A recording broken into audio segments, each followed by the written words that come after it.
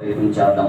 చిన్నపిల్ల పౌలు గలతీయులకు రాసిన 4వ అధ్యాయము, గలతీయులకు ఉన్నటువంటి జీవిత విధానము, ప్రస్తుతం వారు ఉన్నటువంటి స్థితి, ఈ రెండింటికి వ్యత్యాసం తెలియజేస్తూ ఉంది.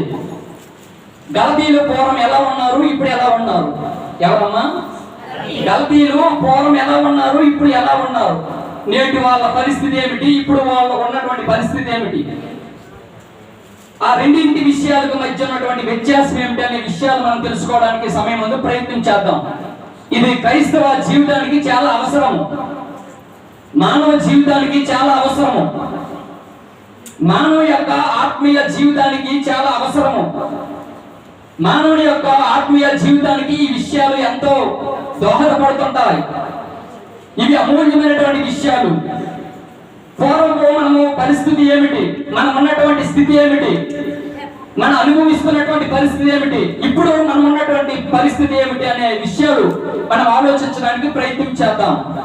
గలతీ పత్రిక 4వ అధ్యాయము 8వ వచనంలో, ఆ గత కాలమందు దేవుడిని ఎరగని వారై నిజమునకు దేవుడు కాని వారికి దోషులుగా ఉన్నారు. గలతీయుల యొక్క పరిస్థితి గురించి చెబుతూ ఉన్నాడు. నా వైపు మొఖాలు చూస్తూ ఆలకించండి. నా ముఖం అందంగా లేకపోవచ్చు, మీకన్నా తలదించుకొని ఆలోచించడాలు, ఏదో బొరగొక్కుని ఆలోచించడాలు, ఎక్కడో మనసు పెట్టి ఇది దేవుని సన్నిధి. నీ మనస్సు, నీ మనస్సాక్షి మహోన్నతమైనటువంటి దేవుడి మీద లగ్నం చేయడానికి ఇక్కడికి వచ్చాం. వేరే తలంపులు, వేరే ఆలోచనలు ఇక్కడ ఉండడానికి వీలు లేదు. గలతీయుల యొక్క పరిస్థితి గురించి మనం చదువుకోవడానికి ప్రయత్నం చేద్దాం. గలతీయులు నాడు ఉన్నటువంటి పరిస్థితి, వారికి దోషులుగా ఉన్నారు, దేవుళ్ళు కాని వారికి దోషులుగా ఉన్నారంటే అర్థము దేవుడు అంటే ఎవరో తెలియనటువంటి ప్రజలుగా ఉన్నారు. మహోన్నతమైనటువంటి దేవుడి యొక్క శక్తిని గాని, మహోన్నతమైనటువంటి దేవుడి యొక్క స్వభావాన్ని గాని ఎరగలేనట్టి ప్రజలుగా ఉన్నారు. నిజమునకు దేవుళ్ళు కాని వారికి దోషులుగా ఉన్నారు. దేవుణ్ణి తెలుసుకునే పద్ధతి తెలియదు, దేవుడిని ఆరాధించే పద్ధతి తెలియదు, దేవుని గురించి నియమాలు అనుసరించి బ్రతుకుదామనే సంగతి తెలియదు. ఆ కాలం మంది అయితే, ఆ గత కాలం మంది అయితే, ఆ పూర్వపు పరిస్థితిని బట్టి గలతీయుల యొక్క పరిస్థితి చూస్తే దేవుళ్ళు కాని వారికి దోషులుగా ఉన్నారు. దేవుడు అంటే ఎవరో తెలియనటువంటి ప్రజలుగా ఉన్నారు. సృష్టికర్త అంటే ఎవరో తెలియనటువంటి ప్రజలుగా ఉన్నారు. సృష్టికర్తను ఆరాధించే పద్ధతి తెలియనటువంటి ప్రజలుగా ఉన్నారు. ఈరోజు చాలా మంది కూడా దేవుళ్ళు కాని వారికి దోషులుగా ఉన్నారు. దేవుడు అంటే ఎవరో సుస్పష్టంగా చెప్తున్నప్పటికీ సరే తెలుసుకోవడానికి హృదయము, మనస్సు, మనస్సాక్షి పనిచేయడం లేదు. దేవుడు అంటే ఎవరో సుస్పష్టంగా తెలిసినప్పటికీ సరే దేవుడిని ఆరాధించే పద్ధతి తెలియడం లేదు. నిజమునకు దేవుళ్ళు కాని వారికి దోషులుగా ఉంటున్నారు. దేవుళ్ళు కాని వారికి దోషులుగా ఉన్నారంటే, దేవుళ్ళు కాని వారిని ఆరాధన చేస్తున్నారంటే ఎంత అజ్ఞానమైనటువంటి స్థితిలో ఉన్నారో అర్థమవుతుంది. దేవుడు ఈ ప్రపంచాన్ని సృజించాడని మనం ఎంతవరకే చదువుకున్నాం. ఆయన లేనిదే ఈ సృష్టి లేదని, ఆయన లేనిదే మానవుడు లేడని, ఆయన లేనిదే ప్రభు అయినటువంటి యేసుక్రీస్తు భూమి మీదకు వచ్చే అవకాశం లేదని, ఆయన లేనిదే ఎంత అద్భుతంగా బైబిల్ గ్రంథాన్ని వ్రాయబడి ఉండేది కాదని, ఆయన లేనిదే ఈ సృష్టిని దేవుడు క్రమంగా పెట్టి నడిపించేవాడు కాడని మనం ఇదివరకే దేవుడు గురించినటువంటి సత్యాన్ని తెలుసుకున్నాం. అయినప్పటికీ సరే, తెలుసుకున్నప్పటికీ సరే చాలా మంది దేవుళ్ళు కాని వారికి దాసులుగా ఉంటున్నారు. నీకు తెలియదా? తెలుసు. నిజమునకు దేవుడు అంటే ఎవరో తెలియదా? ఆత్మస్వరూపుడు దేవుడు అంటే ఎవరో తెలియదా? సర్వాంతర్యామైనటువంటి దేవుడు అంటే ఎవరో తెలియదా? ఆయన మహా ఉగ్రత చూపిస్తాడనే సంగతి తెలియదా? తెలుసు. కానీ దేవుళ్ళు కాని వారికి దాసుడిగా ఉండి చాలా మంది నడుచుకుంటున్నారు. వద్దు. తండ్రి అయినటువంటి దేవుడు ఒక్కడే, సృష్టికర్త ఒక్కడే, ఆకాశానికి భూమికి ప్రభువు ఒక్కడే, సమస్తమును సృజించినటువంటి దేవుడు ఒక్కడే. ఆ దేవుడికి నీవైనా సరే, నువ్వైనా సరే, రాష్ట్రాన్ని పరిపాలించినటువంటి ముఖ్యమంత్రి అయినా, దేశాన్ని పరిపాలించేటువంటి ప్రధానమంత్రి అయినా ఎవరైనా దోషులు అవ్వాల్సిందే, ఎవరైనా సరే. కానీ ఇక్కడ ఉన్నటువంటి ప్రజలు దేవుళ్ళు కాని వారికి దోషులుగా ఉన్నారు. ఎప్పుడు? ఆ కాలమందు, గతకాలపు పరిస్థితిని బట్టి, గతకాలపు స్థితిని బట్టి 9వ వచనంలో మాట్లాడుతున్నాడు. ఇప్పుడైతే మీరు దేవుడి చేత ఎరగబడిన వారై, మరి విశేషంగా దేవుడి చేత ఎరగబడిన వారై ఉన్నారు. ఇప్పుడైతే దేవుడు తెలుసుకున్నారు. ఇప్పుడైతే దేవుణ్ణి ఆరాధించే పద్ధతి తెలుసుకున్నారు. ఇప్పుడైతే సమస్తాన్ని సృజించినటువంటి వాడు మహోన్నతమైనటువంటి దేవుడు ఉన్నాడని, ఆయన ఆకాశం అందున్నాడని, ఆయన పరమందు ఉన్నాడని, ఆయన రాజుగా ఉండి పరిపాలన చేస్తున్నాడని, ఆ దేవుడే సర్వ సృష్టిని సృజించాడని, ఆ దేవుడే ఈ సృష్టిలో మనిషిగా నిన్ను నన్ను శరీర ఆత్మతో పుట్టించి తన లోకానికి సంబంధించినటువంటి ఆత్మను ఈ శరీరంలో పెట్టాడని, ఆత్మ ఈ దేవుడి పోలికని, ఆ దేవుడి పోలికైనటువంటి ఆత్మ, దేవుడి పోలికైనటువంటి శరీరము, పోలికైనటువంటి ఆ శరీరము ఈ శరీరంలో ఉండి నడిపిస్తుందని, అనేకమైనటువంటి కుమారులకు మహిమ ఇవ్వాలని ఇప్పుడు నాకు అర్థమైంది. ఆ కాలం మంది అయితే నాకు అర్థం అవ్వలేదు. గలతీల పరిస్థితి కూడా అదే. ఆ కాలం మంది అయితే దేవుళ్ళు కాని వారికి దోషులుగా ఉన్నారు. మరి ఇప్పుడు దేవుని చేత ఎరగబడినవారు, మరి విశేషంగా దేవుని చేత ఎరగబడినవారు మరో జాల నివాసులారా, ప్రాంత వాసులారా, మీరు ఎలా ఉన్నారు? ఆ కాలం మంది అయితే దేవుడు కాని వారికి దోషులుగా ఉన్నారు. ఇప్పుడైతే మీకు సువార్త అర్థమైంది. ఇప్పుడైతే దేవుడు గురించినటువంటి సత్యం అర్థమైంది. సత్యం అర్థమైన తర్వాత కూడా, సువార్త అర్థమైన తర్వాత కూడా చాలా మంది దేవుళ్ళు కాని వారికి దోషులుగా ఉంటున్నారు. జాగ్రత్త, దేవుడు వెక్కిరించబడు. నువ్వు మోసపోతున్నావు. మనుషుడు ఏమి విత్తునా ఆ పంట మాత్రమే కోస్తాడు. తన శరీరమును బట్టి విత్తువాడు శరీరమును బట్టి క్షయమును పంట కోస్తాడు. ఆత్మను బట్టి విత్తువాడు ఆత్మను బట్టి నిత్య జీవాన్ని పంట కోస్తాడు. జాగ్రత్త. దేవుడు తెలిసిన తర్వాత కూడా దేవుడు కాని వారికి దోషుడిగా ఉంటున్నావు. ఎక్కడికి వెళ్తున్నావు? నువ్వు వెళ్ళేటటువంటి స్థలం ఏమిటి? నువ్వు వెళ్ళేటువంటి ప్రదేశం ఏమిటి? నువ్వు సంచరిస్తున్నటువంటి విధి విధానం ఏమిటి? ఒకసారి ఆలోచన చెయ్యి. ఆ కాలం మంది అయితే గలతీల పరిస్థితి చూస్తే మనకు అర్థమవుతుంది. దేవుళ్ళు కాని వారికి దోషులుగా ఉన్నారు. మరి మీరు దేవుడు కాని వాడికి దోషుడిగా ఉన్నావా? దేవుడికి దోషుడిగా ఉన్నావా? దేవుడికి దోషుడిగా ఉంటే ఆదివారం ఆరాధనకు వస్తావు. దేవుడికి దోషుడిగా ఉంటే దేవుడు నీకు దోషుడిగా ఉండి నడిపిస్తాడు. గలతీల యొక్క పరిస్థితి ఆ కాలం మంది అయితే దేవుడు కాని వారికి దోషులుగా ఉన్నారు. మరి నీకు దేవుడు అంటే ఎవరో తెలుసు కదా, సృష్టికర్త అంటే ఎవరో తెలుసు కదా, పంచభూతాలను నిర్మించిన వాడు తెలుసు కదా, ఆత్మస్వరూపుడైనటువంటి దేవుడిని ఆరాధించే పద్ధతి తెలుసు కదా. అయినప్పటికీ సరే దేవుడి కానివాడి దగ్గరికి వెళ్తున్నావా? అలా వెళితే దేవుడి కానివాడికి నువ్వు దోషుడు. ప్రియమైనటువంటి యేసుక్రీస్తు యోహాను సువార్తలో మాట్లాడుతున్నాడు. యోహాను సువార్త 4వ అధ్యాయము, యోహాను సువార్త 8వ అధ్యాయము 34వ వచనంలో ప్రియమైనటువంటి యేసుక్రీస్తు నువ్వు ఎవరికి దోషుడు అని చెప్తూ ఉన్నాడు. యోహాను సువార్త 8వ అధ్యాయము 34వ వచనంలో, అందుకు యేసు, పాపము చేయి ప్రతి వాడు పాపానికి దోషుడు. దేనికి దోషులము? దేనికి దోషులము? ఎనుకున్న వారులారా, దేనికి దోషులము? నువ్వు పాపము చేస్తే పాపమునకు దోషుడువు. దేవుళ్ళు కాని వారికి నువ్వు దోషుడువు. నువ్వు నిజమునకు దేవుళ్ళు కాని వారికి నువ్వు దోషుడిగా ఉండకూడదు. ఎవరికి దోషుడిగా ఉండాలి? దేవుడికి నువ్వు దోషుడిగా ఉండు. ఆయన నీకు యజమానుడిగా ఉంటాడు. ఇంటి యజమానుడి స్థానంలో ఇంకొకరిని పెట్టుకుంటావా? ఇంకొకరిని పెట్టితే ఏం చేస్తే తెలుసా?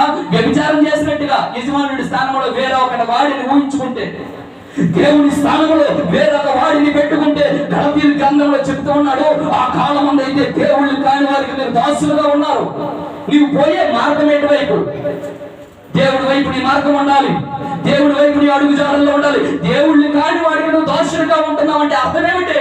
నువ్వు పాపానికి దోషుడు అని ప్రభువైనటువంటి యేసుక్రీస్తు చెప్తూ ఉన్నాడు. పాపము చేయు ప్రతి వాడును పాపమునకు దోషుడు. ఒకప్పుడు పాపముని చేతను అపరాధముని చేతను మనం దాస్యమైపోయాం. అపవాది బంధకాలలో ఉండిపోయాం. అపవాది కపటాస్తాలతో ఉండిపోయాం. అపవాది కపటాస్తాలతో దేవుడి వలన కలుగు జీవంలో నుంచి విడుదల పొందలేక ఇదిగో ఈ శాపగ్రస్తమైనటువంటి ఈ సృష్టిలో ఇమిడిపోయి ఉండిపోయాం. అటువంటిది దేవుడు నిన్ను ప్రేమించి తన కుమారుడైనటువంటి యేసుక్రీస్తుని భూమి మీద పంపించి, యేసుక్రీస్తు భూమి మీద వచ్చి రక్తము కారిస్తే నీకు పాపము నుంచి విడుదల కలిగింది. అలా విడుదల కలగజేసినటువంటి యేసుక్రీస్తు అంటున్నాడు, పాపమును చేయి ప్రతి వాడును ఎవరికి దోషుడు? పాపమునకు దోషుడు. నువ్వు పాపం చేస్తున్నావా? నువ్వు పాపానికి దోషుడు. నువ్వు అపరాధం చేస్తున్నావా? నువ్వు దోషుడివే. నువ్వు అపరాధి బంధకాల్లో ఉన్నావా? నువ్వు అపవాదికి దోషుడివే. ఆ కాలం అయితే దేవుళ్ళు కాని వారికి నువ్వు దోషుడిగా ఉన్నావు. దేవుళ్ళు కాని వారంటే అర్థం ఏంటో తెలుసా? చెప్పండి. దేవుళ్ళు కాని వారంటే గంభీరంగా మాట్లాడుతున్నాను. ఎవరైనా ప్రశ్నించవచ్చు నాకు. పౌలు చెప్తున్నాడు, అయ్యారా మీరెందుకు ఎలా చేయించున్నారు?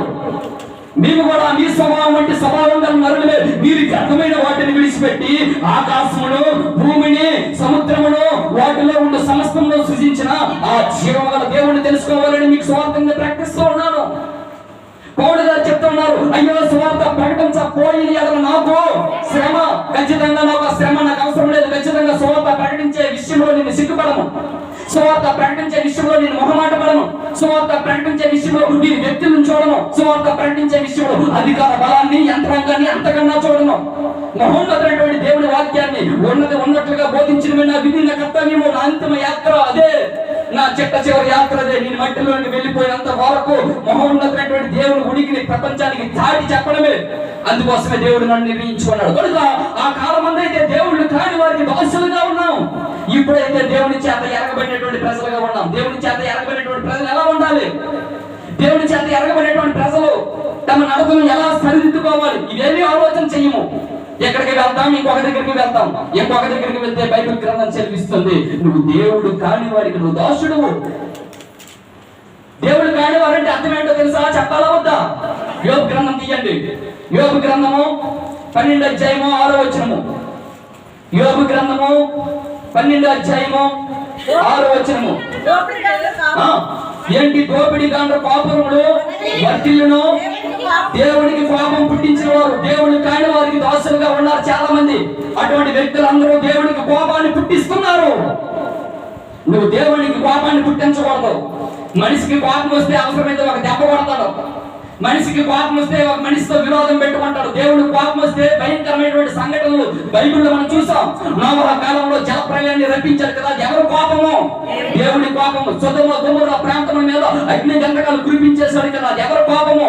దేవుడి కోపము. సత్యమును అడ్డగించే మనుషుల యొక్క సమస్త భక్తిహీనత మీదను దుర్నీత మీదను దేవుడి ఉగ్రత పరలోకం నుంచి బయలుపరచబడుతున్నది. అది దేవుడి ఉగ్రత. నువ్వు దేవుడికి కోపాన్ని పుట్టిస్తున్నావు. ఎలా పుట్టిస్తున్నావు? దేవుణ్ణి కాని వారికి మనం దాసులుగా ఉండి దేవుణ్ణి దేవునిగా ఎరగకపోవడము, దేవుణ్ణి దేవునిగా ఆరాధించకపోవడము, ఆత్మస్వరూపుడైనటువంటి దేవునిగా తెలుసుకోకపోవడం వలన దేవుడికి మనం కోపం పుట్టించే వాళ్ళం అవుతున్నాం. అందుకే ఆనాడు ఆయా కాలంలో దేవుడు కోపాన్ని పుట్టించినటువంటి సంఘటనలు బైబిల్ నిండా మనం చూస్తాం. నా మాటలు అర్థమవుతున్నాయా? దేవుడికి కోపం వస్తే మామూలు ఉండదు. నోవహు కాలంలో జల ప్రళయాన్ని రప్పించి ప్రపంచాన్ని నాశనం చేసేశాడు. సొదొమ గొమొర్రా ప్రాంతం మీద దేవుడు ఆకాశం నుంచి అగ్ని గంధకాలు కురిపించేశారు. కారణం ఏంటో తెలుసా? వాళ్ళు దేవునిగా తెలుసుకోలేకపోతున్నారు. మరి మీరు ఓ జావాం క్రైస్తవులారా, క్రిస్టియన్స్ వాళ్ళారా, ఓ జావాం పరిసర ప్రాంత నివాసు వాళ్ళారా, ఈ మైక్ శబ్దం ద్వారా వింటున్నటువంటి ఆలకిస్తున్నటువంటి ప్రతి మనిషికి నేను చెప్తున్నది ఏమిటంటే, ఆ కాలముందు దేవుళ్ళు కాని వారికి దాసులుగా ఉన్నాం. ఇప్పుడైతే దేవుడి చేత ఎరగబడినటువంటి ప్రజలము. దేవుడికి కోపం పుట్టించిన వాళ్ళు దేవుళ్ళు కాని వారికి దాసులుగా ఉంటున్నారు. కనుక చాలా మంది దేవుళ్ళకు కోపం పుట్టిస్తున్నాడు. చదవండి. దేవుడికి కోపం పుట్టించేవారు నిర్భయముగా ఉందరు, వాళ్ళు తమ బాహుబలమే దేవుడు. బాహుబలమే దేవుడు. ఏంటి? బాహుబలము. బాహుబలము. బాహుబలి సినిమా చూసారా? ఎంతమంది చూసారు? ఎస్ఎస్ రాజమౌళి దర్శకత్వంలో. సామర్థ్యము. నీ సామర్థ్యము నీకు దేవుడు కాడు, నీ సామర్థ్యము నీకు దేవుడు కాడు. చాలా మంది బాహుబలాన్ని బట్టి సామర్థ్యాన్ని బట్టి తమ దేవుడు అనుకొని దేవుళ్ళు కాని వారికి దాసులుగా ఉంటున్నారు. ఇదంతా నా శక్తి, ఇదంతా నా సామర్థ్యం అనుకొని దేవుళ్ళు కాని వారికి చాలా మంది దాసులుగా ఉంటున్నారు. నీ బాహుబలము నీకు దేవుడు కాడు, నీ సామర్థ్యము నీకు దేవుడు కాడు. ఒకవేళ దేవుడు నీకు ఆస్తి ఇచ్చాడా, నీ ఆస్తిని బట్టి నీ సామర్థ్యం అనుకోవద్దు. ఒకవేళ దేవుడు మంచి చక్కనటువంటి భార్యని ఇచ్చాడా, అది నా అందాన్ని బట్టి అని మురిసిపోకు. దేవుడు పాడగలిగినటువంటి చక్కనటువంటి గాత్రం ఇచ్చాడా, అది నా గాత్రం అని విరవేగమాకు, అది నా సామర్థ్యం అని విరవేగమాకు. అది దేవుడు నీకు ఇచ్చినటువంటి సామర్థ్యము. ఆ సామర్థ్యం దేవుడు కాడు. చాలా మంది సామర్థ్యాన్ని చూసి విరవీగుతారు, చాలా మంది ఆస్తి పాస్తులను చూసి విరవీగుతారు, చాలా మంది డబ్బు ధనాన్ని బట్టి విరవీగుతారు. ఏమని విరవీగుతారంటే, ఇది నా సామర్థ్యం, ఇది నా తెలివితేటలతో నేను సంపాదించాను, నా సామర్థ్యంతో, నా పలుకుబడితో, నా అధికార యంత్రాంగంతో ఇవన్నీ నేను చేదెక్కించుకున్నాను. కనుక నా బాహుబలమే నాకు దేవుడు. మరి నాకు వేరొక దేవుడు అవసరం లేదు, వేరొక వాడు నాకు అవసరం లేదు, వేరొక వాడిని నేను ఆరాధించే అవసరం నాకు లేదు, వేరొక వాడిని నేను గణపరిచే అవసరం నాకు లేదు, వేరొక వాడిని నేను స్తుత్యాగం చేసే అవసరం నాకు లేదు. నా బాహుబలమే నాకు దేవుడు. చాలా మంది ఎలాగే ఉన్నారు. క్రైస్తవులైన వారు ఎలా ఉన్నారు, క్రైస్తవులు కాని వారు కూడా ఎలాగ ఉన్నారు. ఎలా ఉన్నారంటే, తమ సామర్థ్యాన్ని బట్టి, తన బాహుబలాన్ని బట్టి దేవుళ్ళు కాని వారికి దాసులుగా ఉంటున్నారు. దేవుడి దగ్గరికి మరి రారు. కాస్త పలుకుబడి పలిగితే దేవుడి దగ్గరికి రారు. కాస్త దేవుడు కాస్త సమృద్ధిని దయచేస్తే దేవుడి దగ్గరికి రారు. కాస్త దేవుడు మంచి స్థితిని ఇస్తే ఆ స్థితిని బట్టి దేవుని దగ్గరికి రారు. కాస్త దేవుడు కరుణించి ఉన్నతమైనటువంటి స్థాయిని ఇస్తే ఆ స్థాయిని బట్టి దేవుని దగ్గరికి రారు. వాడి దృష్టికి ఎలాగ కనపడుతుందో తెలుసా? ఇవన్నీ దేవుడు ఇవ్వలేదు, ఇది నా సామర్థ్యాన్ని బట్టి నేను సంపాదించుకున్నాను, నా బాహుబలాన్ని బట్టి నేను సంపాదించుకుంటానని చాలా మంది అనుకుంటున్నారు. కానీ యోగ గ్రంథం చెప్తున్నారు, అటువంటి వాళ్ళు దేవునికి కాని వారికి దాసులుగా ఉండి దేవునికి పాపాన్ని పుట్టిస్తున్నారు. వారి బాహుబలమే వారికి దేవుడు. మీలో చాలా మంది ఉన్నారా? మీలో ఉన్నారా? ఎంతమంది అయితే దేవుళ్ళు కాని వారికి దాసులుగా ఉండడం అంటే నీ బలాన్ని చూసి మురిసిపోతావు. ఆ బలాన్ని ఇచ్చిన వాడు దేవుడు. మనం ముష్టి తీసుకుంటున్నాం ఎవరి దగ్గర? దేవుడి దగ్గర. మనము ముష్టి తీసుకుంటున్నాం, దేవుడు నీకు ఇస్తున్నాడు. దేవుడు ఇచ్చేవాడు, నువ్వు తీసుకునేవాడివి, నువ్వు అనుభవించేవాడివి. కానీ ఇచ్చేవాడు చెయ్యి ఎప్పుడు ఎలాగా ఉంది, తీసుకునేవాడు చెయ్యి ఎప్పుడు ఎలాగా ఉంది. కానీ తీసుకునేవాడు ఈ రోజు ఎలా అంటున్నాడు తెలుసా?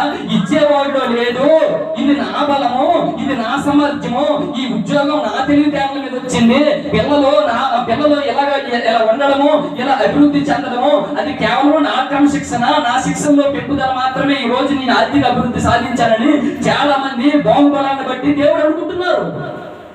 కానీ గ్రంథం సెలవిస్తుంది, నీ బాహుబలం నీకు దేవుడు కాడు. ఒకవేళ ఉద్యోగం ఉందా, అది ఎవరు అనుగ్రహించిన కృప, దేవుడు అనుగ్రహించిన కృప. పిల్లలు ఇచ్చారా, ఎవరు అనుగ్రహించిన కృప.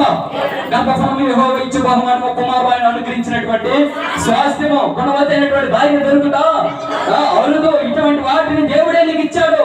విశాలమైనటువంటి ఈ భూభాగంలో నిన్ను శరీరాత్మలతో సృష్టించి, నీ శరీరాత్మలతో నీకు వివాహం చేసి, నీకు పిల్లలను ఇచ్చి, ఇంతవరకు హాయిగా ఆనందంగా పిల్ల పాపలతో క్షేమంగా సంతోషంగా ఉన్నామంటే అది కేవలము దేవుడు మనకు అనుగ్రహించినటువంటి కృప, నీ సామర్థ్యము కాదు. కానీ మనిషి ఏమనుకుంటున్నాడు? నా సామర్థ్యము వేసవ విప్పుతాడు. నా సామర్థ్యమా, నా సామర్థ్యాన్ని బట్టి ఈ ఆత్మను రక్షించాను, నా సామర్థ్యాన్ని బట్టి ఈ గోడలు చూడు, ఈ మేడలు చూడు, ఇవన్నీ నా తెలివితేటలే. కానీ దేవుడు ఏమంటున్నాడు తెలుసా? నీ సామర్థ్యం ఇచ్చిన వాడు ఎవరున్నావు? నేను. మనిషి సామర్థ్యం ఇచ్చిన వాడిని పక్కన పెట్టేశాడు. సామర్థ్యం ఇచ్చిన వాడిని పక్కన పెట్టేసి ఏమంటున్నాడు తెలుసా? నా బాహుబలము నా దేవుడు అంటున్నాడు. సామర్థ్యాన్ని బట్టి దేవుడిగా ఆరాధించిన వాడు బైబిల్లో ఒకడు ఉన్నాడు తెలుసా? ఆ వ్యక్తి పేరు, తమ బాహుబలాన్ని తమ సామర్థ్యాన్ని దేవుడిగా భావించిన వాడు ఒకడు ఉన్నాడు బైబిల్లో. తెలుసా మీకు? ఎవరైనా చెప్పండి, పర్వాలేదు. వాడు ఉన్నాడు బైబిల్లో. వాడు ఏమనుకున్నాడు తెలుసా? ఇదంతా నా బలం కదా, ఇదంతా నా సామర్థ్యం కదా, ఇదంతా నా తెలివితేటలు కదా, ఇదంతా నాదే కదా, దేవుడెవడు దేవుడెవడు దేవుడెవడని దేవుడికే సమాలిస్తున్నటువంటి వ్యక్తి ఒకడు బైబిల్లో ఉన్నాడు. మీకు ఎవరైతే తెలిస్తే చెప్పండి. మీకు ఇవి తెలియవు. బాహుబలి సినిమా ఎప్పుడు రిలీజ్ అవుతుంది, ఆచార్య సినిమా ఎప్పుడు రిలీజ్ అవుతుంది, వీటి విషయాల మీద బాగా మనసు పెడతాము. కానీ ఆత్మ సంబంధమైనటువంటి విషయాల మీద మనసు పెట్టి ఆత్మ సంబంధంగా బతకడానికి మానవుడు ప్రయత్నం చెయ్యడు. కాస్త ఎంటర్టైన్మెంట్ ప్రోగ్రామ్ వెళ్తే చాలు. ఇది ఎంటర్టైన్మెంట్ ఆత్మ దేవుడు పెట్టి నడిపిస్తూ ఉన్నాడు. తన పోలికనే తన స్వభావాన్ని ఎల్లప్పుడూ మానవుడు సంపాదించుకొని ఆయనకి ఇష్టమైనటువంటి కుమారులుగా జీవించడానికి ప్రతి మనిషి ఆరాటపడాలి. అందుకోసమే దేవుడు ఈ భూమి మీద నీకు జన్మనిస్తే భూ సంబంధమైన వాటి మనసు ఉంచి ఆత్మ సంబంధమైనటువంటి విషయాన్ని మానవుడు కాస్త పక్కతో పెట్టేశాడు. మరి తెలుసుకున్న వాడు ఎవడు? గ్రహించిన వాడు ఎవడు?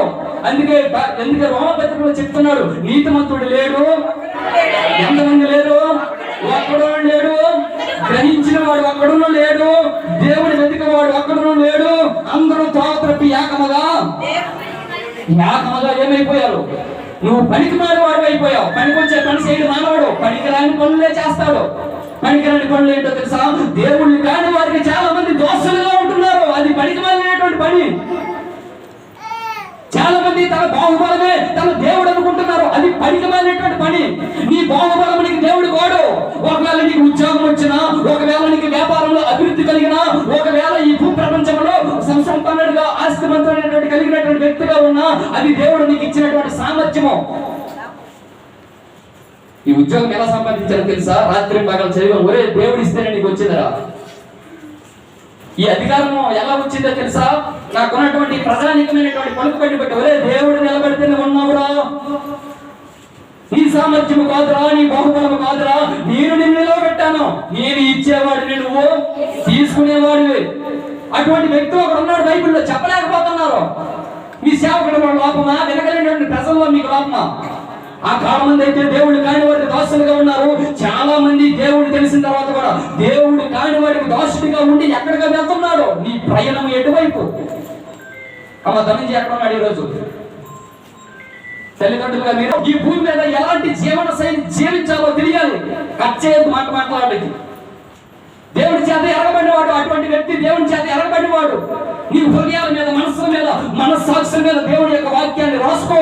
అప్పుడు నువ్వు దేవుని చేత ఎరగబడిన వ్యక్తివి. ఈ లోకంలో ప్రత్యేకించబడినటువంటి వ్యక్తిగా నడుచుకో. అప్పుడు నువ్వు దేవుని చేత ఎరగబడిన వ్యక్తివి. ఈ భూమి మీద నీ జీవన శైలి ఎలా ఉందో నేర్చుకో. అప్పుడు నువ్వు దేవుని చేత ఎరగబడినటువంటి వ్యక్తివి. ప్రభు అయినటువంటి క్రీస్తు యొక్క సువార్తకు లోబడడానికి ఇష్టపడు. అప్పుడు నువ్వు దేవుని చేత ఎరగబడినటువంటి వ్యక్తివి. ఇక్కడ కలిగిన పరిస్థితి చూస్తే ఆ కాలమందు దేవుళ్ళు కాని వారికి దాసులుగా ఉన్నారు. ఇప్పుడైతే దేవుని చేత ఎరగబడినటువంటి వ్యక్తులుగా ఉన్నారు. దేవుని చేత ఎరగబడినటువంటి వ్యక్తులు తమ సామర్థ్యాన్ని బట్టి, తన బాహుబలాన్ని బట్టి దేవుడు అని భావించకూడదు. తన సామర్థ్యాన్ని బట్టి, తన బాహుబలాన్ని బట్టి దేవుడిగా భావించిన వాడు అక్కడ ఉన్నాడు. మీరు చెప్పలేకపోయారు, నేనే చెప్పేస్తాను. మరలా వచ్చేటప్పుడు చెప్పడానికి ప్రయత్నం చేయండి. దానియేలు గ్రంథము 4వ అధ్యాయము. మీరు తిన్నారా? ఇంటికి భోజనాలు తిన్నారా? ఏం సమాధానం? ఎవరిది? నా అధికారము,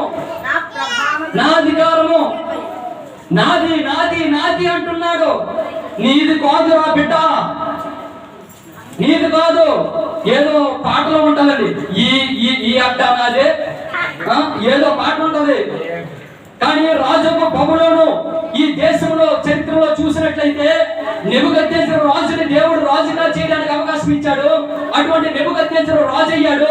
రాజు అయిన తర్వాత తన సామర్థ్యాన్ని బట్టి, తన బాహుబలాన్ని బట్టి దేవుడిని కాని వారికి దాసుడిగా ఉండి దేవుడిని మర్చిపోయి ఏమంటున్నాడు తెలుసా? ఏమంటున్నాడు? నా ప్రభావ ఘనత కనపరుచుటకై నా రాజధాని నగరంలో నేను కట్టించినది కాదా అని తనలో తాను నేను కట్టించాను. ఇదంతా ఎవరు కట్టించాడు?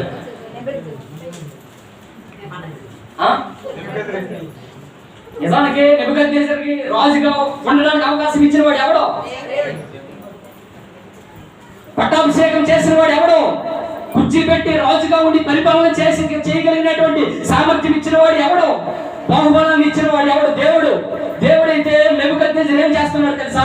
ఇదంతా నా రాజధాని, ఇది నేను కట్టించాను, నాకు మాత్రమే ఘనత కావాలి, నాకు మాత్రమే మహిమ కావాలి. నిజానికి మనుషుల ఘనతకు, మహిమకు, ప్రభావానికి కర్తలు వారు.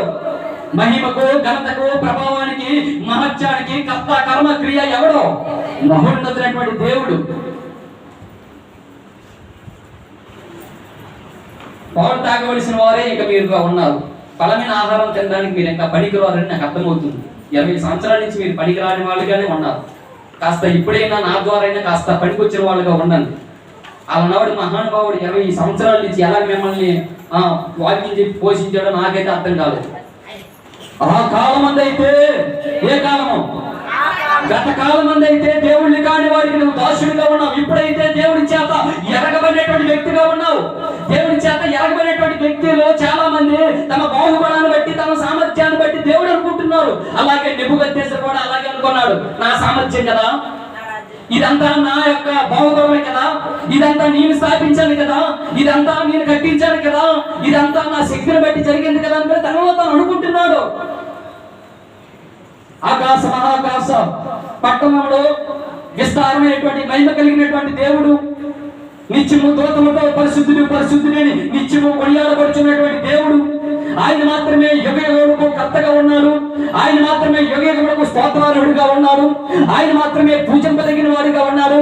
ఆయన మాత్రమే ఆత్మస్వరూపుడిగా ఉన్నాడు. ఆయన మాత్రమే దేవుడిగా ఉన్నాడు. ఆ దేవుడు నీకు సామర్థ్యాన్ని ఇస్తే, ఆ దేవుడు నీకు శక్తిని ఇస్తే, ఆ దేవుడు నీకు బాహుబలాన్ని ఇస్తే, ఈ రోజు ఆ సామర్థ్యాన్ని, ఆ శక్తిని ఉపయోగించుకొని ఈ రోజు దేవుడు కాని వారికి దాసుడిగా ఉండి ఇదంతా నాదంటావా? మనం పాట పాడుతాం కదా, నాదంటూ ఈ లోకంలో ఏది లేదయ్యా, ఏదైనా నాకున్నదంటే అది కేవలం నీకు ఇచ్చినది ఏదయ్యా అని పాట పాడుతాం కదా. ఈ నెబుకద్నెజరు ఏమనాలి? అయ్యా, రాజుగా ఉండడానికి పట్టాభిషేకం చేసిన వాడు నీవే, నాకు రాజ్యాన్ని ఇచ్చిన వాడు నీవే, నాకు ఎంత సామర్థ్యం ఇచ్చిన వాడు నీవే, ఎంత బాహుబలం ఇచ్చిన వాడు నీవే. అయ్యా, ఎంత ఉన్నా సరే, నాకు ఎంత సామర్థ్యం ఇచ్చినా సరే, కేవలం నీకు మాత్రమే నేను దాసుడని దేవుడికి దాసుడైపోవాలి. కావాలి, కానీ బాహుబలానికి దోషుడైపోయాడు. తమ సామర్థ్యానికి దోషుడైపోయి ఏమంటున్నాడు తెలుసా? ఇదంతా నేను కట్టించాను అంటున్నాడు. ఈరోజు చాలా మంది తమ బాహుబలానికి దేవుళ్ళుగా ఉంటున్నారు, తమ సామర్థ్యానికి దేవుళ్ళుగా ఉంటున్నారు. సామర్థ్యం అనేది దేవుడు మానవుడికి అనుగ్రహించినటువంటి ఒక భిక్ష. ఏంటి భిక్ష అంటే? నువ్వు దేవుడి దగ్గర ఏమెత్తుకుంటున్నావు? భిక్ష ఎత్తుకుంటున్నావంటే నువ్వు ఇచ్చేవాడు తీసుకునేవాడు. తీసుకునేవాడు కనుక నువ్వు ఎలా ఉండాలి దేవుడి పట్ల? నీ సామర్థ్యమా, నీ ఉద్యోగమా, నీ అధికారమా, నీ పలుకుబడా, నీ ప్రగల్భాలా? ఇటువంటి ప్రగల్భాలు దేవుడి దగ్గర పలకడానికి వీలు లేదు. ఒకవేళ వీలైతే మనుషుల దగ్గర పలుకో. ఈ ప్రగల్భాలు మనుషుల దగ్గర పిలిపించుకుంటే పిలిపించుకో. ఇదంతా నా తెలివండి, ఇదంతా నా సామర్థ్యం అండి, ఇదంతా నేను ఆలోచన విధానం అండి. కానీ నీ ఆలోచన విధానం కాదు. దేవుడు నీకు ఇచ్చాడు. నీకు ఇల్లు అయినా సరే, నీకు పిల్లలైనా సరే, నీకు వివాహమైనా సరే, ఎంతవరకు నిన్ను భూమి మీద సజీవంగా ఉండి నడిపిస్తున్నదైనా సరే, ఎవరైనా ఉన్నారంటే మహోన్నతుడైన దేవుడి వల్ల. ఎప్పుడు విరవావు మాకు ఇది నా వల్ల అయింది, ఇది నా వల్ల జరిగింది అనుకోని. ఎవరు జరిగిస్తున్నారు? దేవుడు జరిగిస్తున్నాడు. ఈ నెబుకద్నెజరు అలాగే అనుకున్నాడు. నెబుకద్నెజరు బాబు ఒక సామంతుల రాజు, అశ్షూరు అనే ఒక దేశానికి ఒక సామంతపు రాజు నెబుకద్నెజరు రాజు. అటువంటి రాజుకి దేవుడు గర్భవాసాన్ని జన్మనిచ్చింది ఎవరికో తెలుసా? నెబుకద్నెజరుకి. అటువంటి నెబుకద్నెజరుని దేవుడు ప్రేమించి సింహాసనం ఇచ్చి బబులోను దేశానికి రాజుగా ఉండడానికి అవకాశం ఇస్తే ఈ నెబుకద్నెజరు రాజు ఏమని ప్రగల్భాలు పలుకుతున్నాడో తెలుసా? ఇదంతా నేది, ఇదంతా నాది, ఇదంతా నేను కట్టినది. పలకొచ్చా? పలికిన వారు ఎవరైనా ఉన్నారా? దేవుళ్ళు కాని వారికి ఎవరైనా దాసులుగా ఉన్నారా? ఈ సభా ప్రాంగణంలో ఒకసారి నూతన పూర్వకమైనటువంటి తీర్మానం తీసుకో. నువ్వు ఇంతవరకు ఎక్కడున్నావు? ఒకప్పుడు లోకంలో ఉన్నావు, ఇప్పుడు ఎక్కడున్నావు? దేవుడు తెలుసుకునే వ్యక్తిగా ఉన్నావు. దేవుడు తెలుసుకునేటువంటి వ్యక్తిగా ఉండవలసినటువంటి నీవు మరలా దేవుడు కాని వారికి దాసుడిగా ఉంటున్నావేమో, మరలా అక్కడికి వెళ్తున్నావేమో, మరలా అక్కడ సహవాసం చేస్తున్నావేమో, మరలా అక్కడ అంటు కట్టబడుతున్నావేమో, మరలా దేవుడి వలన కొడుకు జీవంలో నుంచి వేరు చేయబడినటువంటి వ్యక్తిగా ఉన్నావేమో. ఒకసారి ఆలోచన చేసుకో. ఇది నీకోసమే ప్రేమపూర్వకంగా నేను నా మనస్సులో నుంచి నా మాటలు చెప్పడానికి మీతో ఇష్టపడుతున్నాను. మీరంటే నాకు పాపం కాదు, మీరంటే నాకు పగ కాదు, శత్రుత్వం లేదు. మీకు మాకు ఆస్తి తగాదాలు లేవు, భూ తగాదాలు అంతకన్నా లేవు.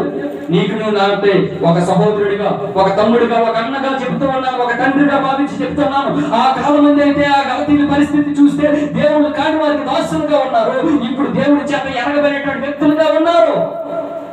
ఆ కాలం మంది అయితే తమ బాహుబలమే తమ దేవుడు అనుకుని ప్రజలుగా ఉన్నారు. గ్రంథం సెలవిస్తుంది, నీ బాహుబలము నీ సామర్థ్యం కేవలం నీకు ఇచ్చినది, అది నీకు నేను వెక్సిస్తున్నాను. దావీదు గారు ఒక చక్కనైనటువంటి మాట అంటాడు. చూస్తారా? మొదటి దినవృత్తాంతముల గ్రంథము 29వ అధ్యాయము. మొదటి దినవృత్తాంతముల గ్రంథము 29వ అధ్యాయము.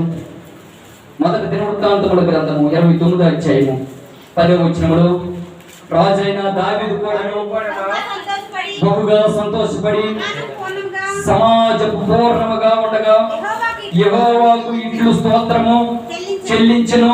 మాకు తండ్రి అయిన ఇశ్రాయేలు దేవా యెహోవా. దావీదు చెప్తున్నాడు, దావీదు మాట్లాడుతున్నాడు. దేవుని గురించి దావీదు సాక్ష్యం ఇస్తూ ఉన్నాడు. దావీదు గురించి మీకు తెలుసా? తెలిసంటే మొఖాలు ఎత్తారు, చెప్పమంటే చెప్పరు, తర్వాత రాసుకుంది రాదా? ఒకసారి నా మొఖాల వైపు చూస్తూ ఆలోచించండి. ఒకటి చదువుతున్నారు కదా, లేకపోతే మీరు చదవడం కూడా ఆపేయండి, నేనే చదువుకుంటాను. దావీదు చెప్తున్నాడు దేవుడి గురించి, నువ్వు నిరంతరము స్తోత్రార్హుడుగా ఉన్నావు యెహోవా. నీవు నాకు దేవుడు, నేను నీకు బిడ్డను, నేను నీకు కుమారుడును, నాకు జన్మనిచ్చిన వాడు నీవే. మనం సంస్థానికి ఎలా కేళ్తున్నా గ్రంథంలో, నా అంతరంజనంలో నీవే కలుగు చేసితివి, నా తల్లి గర్భమందు నన్ను నిర్మించిన వాడు నీవే, నీవు నన్ను కలుగు చేసిన విధము చూడగా నా తల్లి గర్భమందున నీవు నిరంతరము స్తోత్రార్హుడు, నీవు నిరంతరము పూజార్హుడు, నీవు నిరంతరము యుగయుగములకు కర్తగా ఉన్నవాడు, సకల జలాచల సరాసుడు అందులో ఉన్నటువంటి సమస్తమును సృష్టించిన వాడు నీవే, నీవే, నీవే అని చెబుతూ కింద వచ్చినప్పుడు అంటాడు 11వ వచనములో, యెహోవా భూమి ఆకాశములు అందుండు సమస్తమును నీ వశము, సామర్థ్యమును మహోత్సమును పరాక్రమమును ఘనతయు నీకే చెందుచున్నవి. యెహోవా రాజ్యము నీది, నీవు అందరి మీద నిన్ను అధిపతిగా హెచ్చించుకొని ఉన్నావు. దావీదు చెప్తూ ఉన్నాడు, పరాక్రమము నీది, రాజ్యము నీది. కానీ నెబుకద్నెజరు నాది నాది నాది నాది అంటున్నాడు. ఈ రాజధాని నగరం నేను కట్టించాను అంటున్నాడు. నేను రాజుగా ఉండి పరిపాలన చేస్తున్నానంటే కేవలం నా సామర్థ్యం నా బాహుబలం అంటున్నాడు. కానీ దేవుడు హృదయానుసారుడైనటువంటి దావీదు దేవుడికి ప్రార్థన చేసి ఏమంటున్నాడు తెలుసా? యెహోవా భూమి ఆకాశములందు సమస్త జనములు నీ వశములో ఉన్నవే, నాది కాదయ్యా, నేను రాజునే, నేను రాజునే.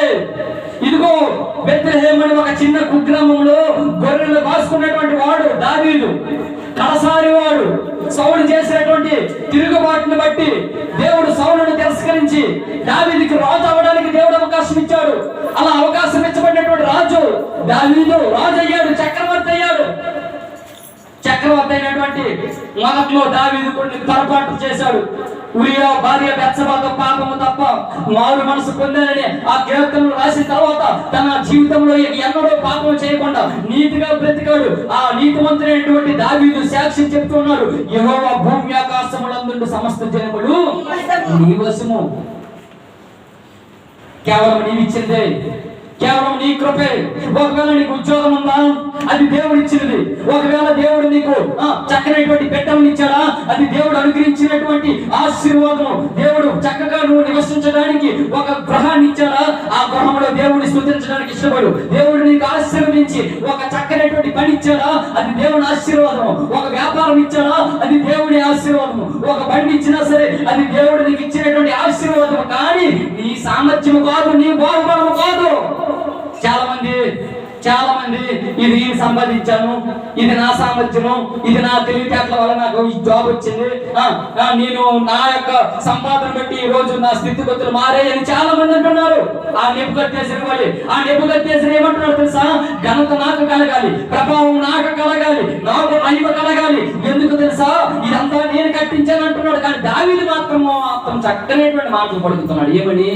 భూమి ఆకాశములందు సమస్త వశము, మహాత్యముడు, పరాక్రమమును, ప్రభావమును, తేజస్సును, ఘనతయు నీకే చెల్లించును. యెహోవా రాజ్యము నీదన్నాడా, నాదన్నాడా? కానీ నెబుకద్నెజరు ఏదన్నాడు? మరి నువ్వేమంటావు? నువ్వేమంటావు? దేవుడు నీకు ఉద్యోగం ఇచ్చినా ఆ ఉద్యోగం నీదంటావా, దేవుడు ఇచ్చిందంటావా? దేవుడు నీకు చక్కగా ఆరోగ్యం ఇచ్చాడు, రోజు ఎక్సర్సైజ్ చేస్తాను బ్రదర్, అందుకే నేను బాగున్నాను బ్రదర్ అంటావా? లేకపోతే దేవుడు నీకు ఆరోగ్యం ఆయుష్యం ఇచ్చాడు అంటావా? అయితే మీకు అర్థమైనట్టుగా, నిజంగా మీకు అర్థమైనట్టుగా, నీ బాహుబలము, నీ సామర్థ్యము నీకు దేవుడు కాదని ఒప్పుకున్నావు ఒకసారి చేతులు ఎత్తరా. ఒప్పుకున్నావా? ఏమని? దేవుడే ఇచ్చాడని ఒప్పుకున్నారా? ఒప్పుకున్నారు. మీరు చాలా గొప్పవాళ్ళు. కానీ చాలా మంది ఒప్పుకోవడానికి ఇష్టపడటం లేదు. ఇష్టపడక ఏమంటున్నారు తెలుసా? నాది బ్రదర్ ఆ చివరి నుంచి ఈ చివరి వరకు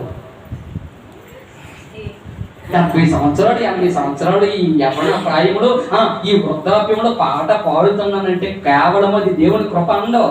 ఏమంటాడు? నా గాత్రం చూసావా? అయ్యయ్యో అయ్యయ్యో, నా స్వరము చూసావా, నా గాత్రము చూసావా, నా అధికార యంత్రాంగం చూసావా, నా పలుకుబడి చూసావా? అలాగానే నెబుకద్నెజరు ఆలోచన చేశాడు. నెబుకద్నెజరుకి రాజుగా నియమించి నెబుకద్నెజరుకి బబులోను దేశాన్ని రాజుగా ఉండడానికి అవకాశం ఇచ్చిన వాడు దేవుడు. నెబుకద్నెజరు బాబు ఒక సామంతపు రాజు, నీ అప్ప సొత్తు కాదు, నీ బాబు సొత్తు కాదు. నెబుకద్నెజరు బాబు ఒక సామంతపు రాజు. అటువంటి సామంతపు రాజు వాసన గర్భవాసంలో దేవుడు నెబుకద్నెజరుకి జన్మనిస్తే ఆ నెబుకద్నెజరు రాజుగా చేస్తే ఈ రోజు రాజుగా ఉండి ప్రగల్భాలు పలుకుతున్నాడు. నాది నా రాజ్యం అంటున్నాడు. కానీ దావీదు చెప్తూ ఉన్నాడు, అయ్యా అది కేవలం నీవు ఇచ్చిన కృప మాత్రమే, నీవు ఇచ్చినటువంటి దీవుడు మాత్రమే, నీవు ఇచ్చినటువంటి ఆశీర్వాదం మాత్రమే. భూమి ఆకాశములందు సమస్త వశములో నీ రాజ్యము నీ వశములో ఉన్నది, రాజ్యము నీది. అందుకే చెప్తాడు నీ రాజ్యము శాశ్వత రాజ్యము, నీ పరిపాలన తరతరములో నిలుచునని దావీదు చెప్తున్నాడు. ఆయన రాజ్యం శాశ్వతమైనటువంటి రాజ్యం, ఆయన పరిపాలన తరతరములో నిలుస్తుంది.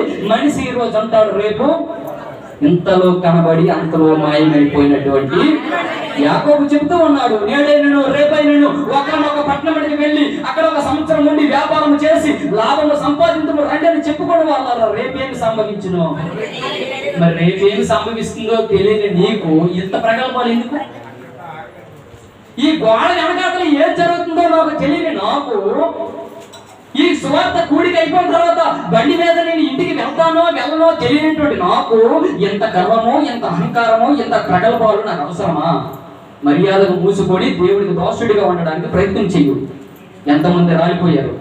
ఇంకా దేవుడిని భూమి మీద నేను సుభిక్షంగా గాను క్షేమంగా గాను ఉంచాడు. అందుని బట్టి మహోన్నతమైనటువంటి దేవుడికి కృతజ్ఞతాస్తుతులు చెల్లించి, అయ్యా కేవలం నీవు ఇచ్చినటువంటి కృప మాత్రమే, నీవు ఇచ్చినటువంటి ఆశీర్వాదం మాత్రమే, నా వలన కాదయ్యా, నువ్వు మాత్రమే కార్యములు చేయగలవు, నువ్వు మాత్రమే నన్ను నడిపించగలవు.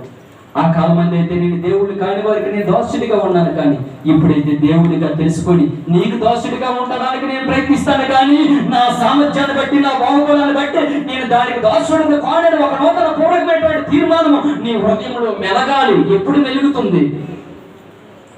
ఎప్పుడు మెలుగుతుంది? డిసెంబర్ 25వ తారీఖున మీ ఇంటి మీద ఆ నక్షత్రం మెరసిపోవడం కాదు. నీ ఇంటిలో ఒక స్టార్, ఒక క్రిస్మస్ ట్రీ పెట్టుకొని దాని చుట్టూ అలంకరించడం కాదు. నీ జీవితమే వెలుగైపోవాలి దేవుడికి. నీ జీవితమే దేవుడికి సమర్పించుకోవాలి. నీ జీవితమే దేవుడికి సమర్పించుకొని దేవుడికి విధేయుడైనటువంటి కుమారుడిగా, కుమార్తెగా ఒక దావీదు వలె, నాయన సమస్తములో నీ వశముగా ఉన్నవి రాజ్యము చేయించున్నావు, నీ రాజ్యంలో ఒక పౌరుడిగా ఉండడానికి నాకు అవకాశం ఇవ్వాలి అయ్యా అని కృతజ్ఞత కలిగి, అంకిత భావం కలిగి జీవించడానికి ప్రయత్నం చేయాలి. ఎప్పుడు చేస్తున్నారు? జీవితము సమయము వృధా అయిపోతుంది, కాలం వృధా అయిపోతుంది. ఇంకా ఎంతకాలము నీ పయనము, ఎంతకాలము దేవుడిని కాని వాడికి దోషుడిగా ఉంటావు. నీ మనస్సాక్షిగా ఒకసారి గద్దిస్తున్నానా? ఒకసారి గద్దింపు కలిగినటువంటి మాటలైతే ఒకప్పుడు నువ్వు ఇంత వరకు ఎక్కడున్నావో, ఎవడికి దోషుడిగా ఉన్నావో ఆలోచన చెయ్యి. ఆ కింద వచ్చిన చదవండి. ఐశ్వర్యమును 12వ వచనం, ఐశ్వర్యమును ఐశ్వర్యమును మూసేసారా? మొదటి దినవృత్తాంతముల గ్రంథం 29వ అధ్యాయము 12వ వచనం, ఐశ్వర్యము గొప్పతనము ఎవరి వలన? డబ్బు ఉందంటే దాచుకోకండి, అది ఎవరి వల్ల కలిగింది? నీ సంపాదన అనుకో, నీ సంపాదన అనుకో. మాకు ఐశ్వర్యం కలగాలన్నా, నీకు గొప్పతనం కలగాలన్నా, ప్రజల మధ్య నిన్ను అనేకులకు ఆశీర్వాదకరంగా ఉంచాలన్నా దేవుడు నీకు ఇచ్చినటువంటి సామర్థ్యము. ఈ ఐశ్వర్యం సంపాదించడానికి మా కొడుకు దేవారాత్రాలు కష్టపడి సమకూర్చాడు. ఈ రోజు అందుకే ఇంత చక్కనైనటువంటి ఈ గృహంలో మేము ఇంత సుఖాన్ని అనుభవిస్తున్నాం అంటున్నారా? లేదు లేదు. ఆ సామర్థ్యాన్ని ఇచ్చిన వాడు ఎవడు? ఏం ఒప్పుకోవట్లేదేమే? ఇంకెవరైనా ఉన్నారండి? ఎవరిచ్చారు? ఐశ్వర్యము గొప్పతనము నీ వలన కలుగును, నీవు సమస్తమును ఏలిన వాడు, బలమును పరాక్రమమును. మరలా నీకు దేవుడు బలాన్ని ఇచ్చాడు. మరలా దేవుడు తన సజీవమైనటువంటి దేవుని సన్నిధికి రప్పించడానికి మరలా నీకు బలాన్ని ఇచ్చాడు. బలం ఉంటే కదా చర్చికి వస్తాం. బలం రాకపోతే ఎక్కడ ఉంటాం? బలం రాకపోతే మంచం మీద ఉంటాం, లేకపోతే హాస్పిటల్లో ఉంటాం. చాలా మంది ఏమంటారు తెలుసా? నాకంత బలం ఉందో తెలుసా? ఈ కొండలను ఏం చేస్తాడంట? బిండి చేసేస్తాడంట. వీడు బిండి చేసేస్తాడు. వీడు ఒక్క నా తాత ఇప్పుడు అంటాడు, ఒక గుద్దు కొడితే గుర్రంలో పడతామని. నీ సామర్థ్యము కాదు, నీ బలము కాదు, దేవుడు నీకు ఇచ్చాడు. అందుకే ఈ రోజు 2 కాళ్ళు 2 చేతులు చక్కగా దేవుడి సన్నిధిలోనికి వచ్చి ఆయనను ఆరాధించడానికి ఈ రోజు నీకు ఎంత అద్భుతమైనటువంటి అవకాశాన్ని దేవుడు నీకు ఇస్తే, నీ బలం అంటావా? అనకో ఎప్పుడు. నీ ఐశ్వర్యం అంటావా? అనకు ఎప్పుడు. ఇదంతా నాదంటావా? అనకు ఎప్పుడు. ఏది నీది కాదు, ఏది నీది కాదు. ఈ నెబుకద్నెజరు అంటున్నాడు, ఒక సామంతపు రాజు అయినటువంటి తండ్రి కొడుకును పుట్టినటువంటి ఈ నెబుకద్నెజరుకి రాజుగా ఉండడానికి దేవుడు అవకాశం ఇస్తే ఇదంతా నాది అన్నాడు. నాది అనడానికి ఆ నోట నుంచి నెబుకద్నెజరుకి దేవుడు ఏం చేశాడు? ఈ వచ్చిన చదవండి. ఐశ్వర్యంలో గొప్పతనము నీ వలన కలుగును, నీవు సమస్తమును ఏలిన వాడువు, బలమును పరాక్రమమును నీ దానములు హెచ్చించేవాడు, అందరికి బలం ఇచ్చిన వాడు. ఎవరు హెచ్చిస్తారమ్మా? ఎప్పుడు నాకు నేను గొప్పలు చెప్పుకుంటే నేను పెద్దవాడు అయిపోను. నాకు నేను ఎప్పుడు గొప్పలు చెప్పుకుంటే నేను ఎప్పుడు నాకు ఒక ఆటలు వచ్చనుకోండి ఎప్పుడు చెప్పుకోమాకు. నిన్ను దేవుని యొక్క బలిష్టమైనటువంటి చేతుల కింద నువ్వు దేన మనసు కడవంటే తగిన కాలం మంది దేవుడే నిన్ను. చాలా మంది ఏం చేస్తారు తెలుసా? ఏం చేసుకుంటారు? హెచ్చించుకుంటారు. కానీ బైబిల్ గ్రంథం ఏమో చదివిస్తుందో తెలుసా? తను తాను తగ్గించుకున్నవాడు హెచ్చించుకున్నవాడు నిన్ను దేవుడు హెచ్చిస్తాడు. కాస్త ఓపిక పట్టు. అనేకులకు దేవుడు నిన్ను ఆశీర్వాదంగా పెడతాడు. ఆకాశ మండలంలోని ఆ జ్యోతిని పోలివారై ప్రకాశించినట్లుగా అనేకులకు దేవుడు నిన్ను మాదిరిగా నిలబెడతాడు. అనేకులకు మాదిరిగా దేవుడు నిన్ను సాక్షిగా నిలబెడతాడు. అయితే కాస్త దేవుడి యొక్క ఆ బలమైన బలిష్టమైనటువంటి చేతుల క్రింద ఆ దీన మనసు కలిగినటువంటి ఆ జీవితము, ఆ యథార్థ కలిగినటువంటి జీవితము దేవుడికి నీ యొక్క సరెండర్ అయిపోవడానికి నువ్వు ప్రయత్నిస్తే ఆయన నిన్ను హెచ్చిస్తాడు. కానీ నెబుకద్నెజర్ అయితే మాత్రము చెప్తూ ఉన్నాడు, తను తాను హెచ్చించుకున్నాడు. ఆ హెచ్చించుకున్న కారణం చేత ఏం చేశాడో తెలుసా? ఆ పశువులు గడ్డి వేసినట్లు ఆ నెబుకద్నెజర్కి దేవుడు గడ్డి మేపించాడు. గడ్డి ఎవరు మేస్తారు? మనిషి ఏం చేస్తాడు? ఆహారం చేస్తాడు, భోజనం చేస్తాడు. కానీ ఆహారం తినవలసినటువంటి నెబుకద్నెజర్ ఇప్పుడు ఏం తింటున్నాడు అడవుల్లో? కారణము ఇదంతా నాదే, ఈ రాజ్యము నాదే, ఈ శక్తి నాదే, ఈ ప్రభావం నాదే, ఈ మహిమ నాదే. కేవలము ఈ మహిమ, ఈ సామర్థ్యము నా వల్లనే వచ్చింది. ఈ రాజధాని నగరం నేను కట్టించానని ప్రగల్భాలు పలకడం వలన అవరుడు గడ్డి వేపించుకున్నటువంటి స్థాయికి దిగజారిపోయాడు. అప్పుడు నెబుకద్నెజర్కి కళ్ళు కాస్త తెరవబడ్డాయి, కాస్త మనోనేత్రాలు వెలిగించబడ్డాయి. అప్పుడు పైకి చూస్తే ఆకాశం కనబడుతుంది. ఆకాశంలో చూస్తే ఏమంటున్నాడు తెలుసా? చిరంజీవియు సర్వోన్నతులకు దేవుడి కుమారుడు దేవుడు నువ్వు పరిపాలన చేస్తున్నావు. నీవు మాత్రమే అధికార పరిపాలన చేస్తున్నావు. నేను నిమిత్తం మాత్రమే వాడును. కేవలం నీ దగ్గర నేను దక్ష తీసుకున్న వాడినయ్యా, కాస్త ముష్టి ఎత్తుకున్న కాస్త ఏం చేశానంటే నోరు కాస్త అదుపు తెప్పి ప్రకలు కోల్పోయినాడు. మనం కూడా కాస్త నోరు అదుపు తెప్పుతాను కదా కొనేస్తారు. అదుపు తప్పుతామా లేదా? ఎక్కడ తెలుసు అదుపు తప్పుతాము? కొళాయిల దగ్గర, ఇంకా చెరువు పనుల దగ్గర, ఇంకా అప్పుడు మర్చిపోతాం. దేవుడికి నేను దాసుడిగా ఉన్నటువంటి సంగతి మర్చిపోతాం. అప్పుడు వెంటనే ఏం గుర్తు వస్తుంది? బలం గుర్తు వస్తుంది. అప్పుడు దుడ్లు చేస్తాం, కర్రలు చేస్తామా లేదా? నీ బలము దేవుడు నీకు ఇచ్చినది, నీ సామర్థ్యము దేవుడు నీకు ఇచ్చినది. అది నీ వలన కలిగినది కాదు. ఒక దావీదు వలె ప్రార్థన చెయ్యు. అయ్యా, నువ్వే సమస్తాన్ని ఇచ్చినవాడు, బలమని ఇచ్చినవాడు, ఐశ్వర్యాన్ని ఇచ్చినవాడు, ఘనతని ఇచ్చినవాడు, హెచ్చించేవాడు కేవలం నీవు మాత్రమే. కేవలము నేను నిమిత్తం మాత్రము నువ్వు ఇచ్చేవాడు. నేను మరి ఇచ్చినట్టు ఫీల్ అయిపోతావు ఎందుకో? దావీదు అలాగేనే అంటున్నాడు ఆ మొదటి దిన వృత్తాంతముల గ్రంథంలో 29వ అధ్యాయము 14 వచ్చిన చదవండి. ఈ ప్రకారము మనపూర్వకంగా అంటే ఏంటక్క? మనస్ఫూర్తిగా అంటే మరి లోపల మనసులో మరి వేరే ఒక ఆలోచన ఉండదు. మనస్ఫూర్తిగా అంటారు దాన్ని. వేరొక తలంపు మరి ఉండదు, వేరొక కోరిక మరి ఉండదు. చెప్పాలనుకుంటే ఇచ్చేయడమే, అదే మనస్ఫూర్తిగా. ఆడిని అడగడము, ఈడిని అడగడము, ఈడెంత ఇచ్చాడు, ఆడెంత ఇచ్చాడు, ఆడిద్దరు కలిపితే నా చెట్టా చూస్తే నేనెంత ఇస్తాను, ఇది కాదు. ఆడి చెట్టా చూస్తాడు, ఈ చెట్టా చూస్తాడు, వీళ్ళిద్దరికి మధ్యన క్యాలిక్యులేషన్ చేస్తాడు. క్యాలిక్యులేషన్ చేసిన తర్వాత జోబులను చేయండి, అంత ఇచ్చాడు, వాడు ఎలాగే అంత ఇచ్చాడు, అదే మిస్టేక్ తీసుకురా. కానీ దావీదు చెప్తున్నాడు, గొర్రెలు కోసుకున్నటువంటి దావీదు రాజ్యాధికారాన్ని దేవుడు దావీదుకి ఇస్తే, ఇశ్రాయేలుని పరిపాలించగలిగినటువంటి ఆ రాజుగా దేవుడు దావీదుని అభిషేకిస్తే, ఆ దావీదు ఈ రోజు మాట్లాడుతున్నాడు. ఒక రాజు పనికిమాలినోడు కాదు, ఒక రాజు మాట్లాడుతున్నాడు. ఏమండి? మనపూర్వకంగా ఇచ్చు సామర్థ్యము మాకున్నట్టుకు నేను ఎంత వాడునయ్యా, నీకు ఇవ్వడానికి నేను ఎంత వాడును? ఆకాశ మహాకాశములో పట్టజాలని విస్తారమైనటువంటి మహిమ కలిగిన వాడు, భూమి ఆకాశములు సమస్తములు నివాసము కదా, రాజ్యము నివాసం కదా, నీకు నేను ఇవ్వడానికి నేను ఎంత మాత్రము? దేవుడు దావీదు అనుకున్నాడు, నేను దేవుడికి యెహోవాకు ఒక మందిరాన్ని నిర్మించాలనుకోని. ఆ నిర్మించే పని దేవుడు దావీదు గర్భవాసాన్ని పుట్టినటువంటి సొలొమోనుకు అప్పగించాడు. సొలొమోను బాలుడిగా ఉన్నాడు కనుక ఆ మందిరం కట్టడానికి అంత శక్తి సామర్థ్యము సొలొమోనుకు లేదు కనుక దావీదు ముందుగానే ఎరిగి 72,000 కిలోగ్రాములు బంగారాన్ని అంట దేవుడికి కానుకగా మనపూర్వకంగా ఉందా కాస్త లొసుక్కొని ఉందా? 72,000 అంట. 72,000 కిలోలు బంగారాన్ని అంటే దాదాపుగా ఇంచుమించు 13 ట్రక్కులు లారీలు బంగారాన్ని దేవుడికి మనపూర్వకంగా ఇచ్చేశాడంట. నుసుక్కున్నాడా? అలా ఇచ్చిన తర్వాత కూడా ఏమంటున్నాడు, నేను ఇవ్వడానికి నేను ఎంత మాత్రమే వాడను. ఈ రోజు 2,000 రూపాయలు ఇస్తే 2,000 మందికి చెప్తాను. ఎంతమందికి? 2,000 మందికి. ఆ మైకులో ఒక సాటింగ్ పాటే దావీదుకి ఇచ్చే సామర్థ్యం ఉంది.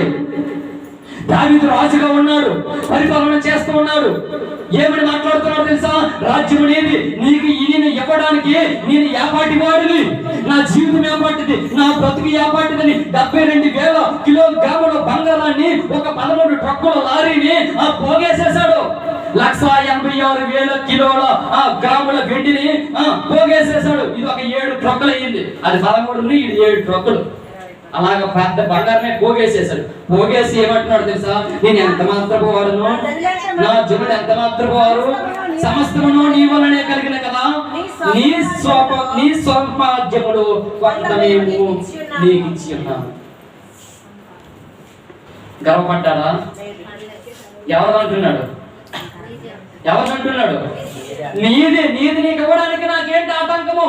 నేను ఎంత మాత్రపు వాడును, బంగారం ఇచ్చిన, వెండి ఇచ్చిన, ఈ లోకంలో ఉన్నటువంటి భోగభాగ్యం ఇచ్చిన, నీతో సరి సాగం లేవు ఏవి. కనుక రాజ్యం అనేది, బలం అనేది, శక్తి అనేది, ప్రభావం అనేది నేను ఎంత మాత్రపు వాడని తగ్గుతాను తగ్గించుకున్నాడు. ఈరోజు నీకు అటువంటి గుణం ఉందా? దావీదు సామర్థ్యాన్ని బట్టి ఎప్పుడు, బలాన్ని బట్టి ఎప్పుడు గర్వపడలేదు. దావీదుకి డబ్బు ఉంది, బంగారం ఉంది, కానీ ఎప్పుడు గర్వపడలేదు. తన బాహుబలమే దేవుడిగా కనపరుచుకోలేదు, తన సామర్థ్యమే దేవుడిగా కనపరుచుకోలేదు. కానీ నెబుకద్నెజరు బాహుబలాన్ని దేవుడిగా కనపరుచుకున్నాడు, తన సామర్థ్యాన్ని దేవుడిగా కనపరుచుకున్నాడు. ఈ రోజు నీ బాహుబలము, నీ సామర్థ్యము దేవుడిగా కనపరుచుకుంటున్నావు నువ్వు. అలాగైతే నువ్వు డబ్బుకే అవకాశం ఇచ్చినట్టుగా, భూ సంబంధంగా ఆలోచించి చేసినట్టుగా మనం అంటాం కదా, ఏంటి కుడి చేతితో ఇచ్చిన వాడికంట. నేను ఒక మాట విన్నాను సంఘంలో మొన్న, గోరెందుకు ఇప్పుడు దించారు అంత మాత్రం 72,000 బంగారం అంటే మామూలు విషయమా? ఒక రాజు స్థానంలో, అధికార స్థానంలో ఉండి అటువంటి రాజు చెప్తూ ఉన్నాడు, నేను ఎంత మాత్రం వాడను, నా జనులు ఎంత మాత్రం వారు, నా సంపాద్యంలో నేను నీకు ఇచ్చాను కదా, కనుక ఇచ్చేవాడు నేమో తీసుకునేవాడు నేను, మరలా నేను నీకు ఇవ్వడం ఏంటి? ఇటువంటి ప్రశ్నలు ఎవరైనా ఉంటే పురుష స్టాప్ పెట్టుకోండి. ఇటువంటి ఆలోచనలు ఏం చేస్తాయి తెలుసా? మనిషిని ఎదగనివ్వవు, ఎక్కడికి మీదకి ఎదగనవ్వు. ఇటువంటి కుళ్ళు, ఇటువంటి కుతలంతాలతో వాడు అలాగా అణగారిపోతాడు, క్షీణించిపోతాడు. అందుకే చెప్తూ ఉన్నాడు అంట, నేను హెచ్చించేవాడు ఎవడో? నేను హెచ్చిస్తాడు దేవుడు. నువ్వెందుకు క్షీణించిపోవడానికి ఇష్టపడతావు? లేకపోయినటువంటి అనవసర వ్యవహారాల్లో తలదోర్చడానికి ఇష్టపడతావు? ఫిలిప్పీ పత్రిక 3వ అధ్యాయం. బాగున్నాయా మాటలు? తీయగా ఉన్నాయా, చేదుగా ఉన్నాయా, కష్టంగా ఉన్నాయా? ఫిలిప్పీ పత్రిక కష్టంగా ఉన్నా పర్వాలేదు, నష్టంగా ఉన్నా పర్వాలేదు, వచ్చిన 10 మంది అయినా నాకు పర్వాలేదు, ఆలనే దేవుని ఎదుట సంపూర్ణంగా చేసి నేను నిలబెట్టాలని ఒక నూతన పూరకమైనటువంటి కంకణం కట్టుకున్నాను. అనేకులను దేవుని ఎదుట నిలబెట్టాలి, అనేకులను పరిశుద్ధులు ఎదుట ఆ నిర్దోషమైనటువంటి ఆ దేవుని రాజ్యంలో అనేకులను నేను చూడాలని తాపత్రయంతో ఈ సేవకు నేను కోరుకున్నాను. దీని ద్వారా ఏదో ఆర్థిక లబ్ధి పొందాలను, నా కుటుంబం ఏదో పోషణ గడవాలను, ఏదో నాకు భౌతికమైనటువంటి ఆ తృప్తి కలగాలను, ఏదో ఈ యొక్క జీవన వృత్తిలో నేను కొనసాగాలను నాకు ఉద్దేశం లేదు. అనేకులను పరిశుద్ధులు నిర్దోషంగా తయారు చేసి ఆ దేవుని ఎదుట సంపూర్ణంగా చేసినట్టు నిలబెట్టాలని. ఫిలిప్పీ పత్రిక 3వ అధ్యాయము తీసారా? ఫిలిప్పీ పత్రిక 3వ అధ్యాయము 17వ వచనం. సహోదరులారా, మీరు నన్ను పోలి నడుచుకోండి, నేను మీకు మాదిరి అయిన ప్రకారము నడుచుకున్న వారి గురించి, మేము మీకు మాదిరి అయిన ప్రకారం నడుచుకున్న వారిని గురిపెట్టి చూడండి. అనేకులు క్రీస్తు శిలువకు శత్రువులుగా నడుచుకుంటున్నారు, వీరిని గూర్చి మీతో అనేక పర్యాయం అని చెప్పి ఇప్పుడు ఏడ్చుచూ చెప్పుచున్నాను. 19వ వచనం కాస్త గమనించండి. నాశనమే వారి అంతము, పడిపే దేవుడి గురించి ఇప్పుడు నేను అన్నారా? అయిపోయింది. మీ వాక్యం చదివి అయిపోయింది. ఒకసారి నా గురించి నా వైపు చూడండి. నా సినిమే వారంతము 4వ పాయింట్ కదా, పడిపోయేవారి కొడుకు దేవుడు అంటే ఆకలిని అర్థమా? అయ్యా నారాయణరావు, కొడుకు దేవుడు అంటే ఆకలిని అర్థమా? కొడుకు దేవుడు అంటే తిండిపోతుంది అర్థమా? ఏంటి కొడుకు దేవుడు అంటే? అందులోనే చెప్పాడు.